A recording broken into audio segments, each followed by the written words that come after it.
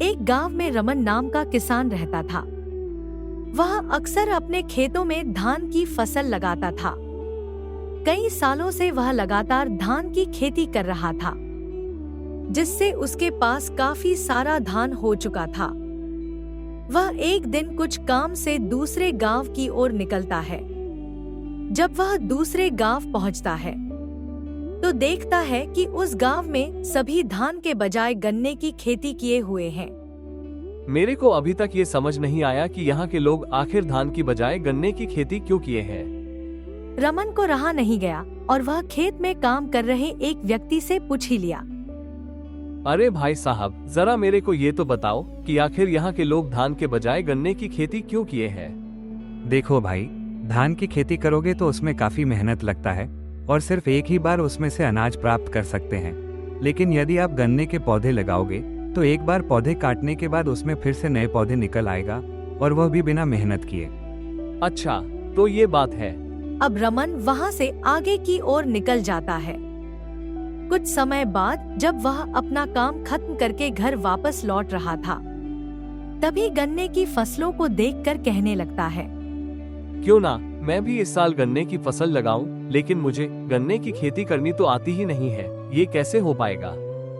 समय बीतते हैं और खेती करने का समय आ जाता है। सभी किसान अपने अपने खेतों में बीज बोने लगते हैं और इधर रमन इस साल तो कैसे भी करके गन्ने की ही खेती करूंगा, क्योंकि मुझे दुगनी कमाई करनी है। और वह आगे के गांव में गन्ने की खेती करने का तरीका पता लगाने निकल जाता है।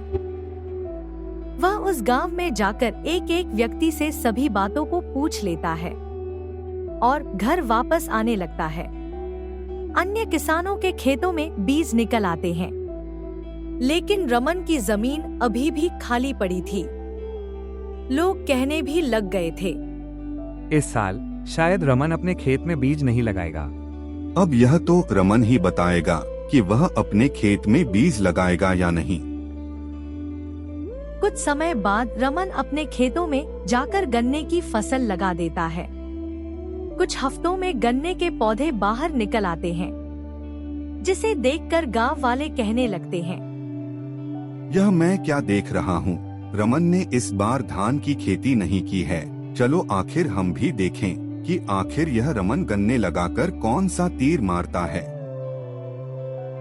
कुछ ही महीनों में गन्ने की फसल तैयार हो जाती है और रमन गन्ने के पौधों को काटकर बाजार में बेच देता है और उसे काफी कमाई होती है।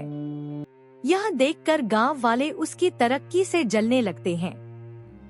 इस रमन का कुछ तो करना होगा, नहीं तो यह तरक्की करके हमारे सर पर चढ़ जाएगा।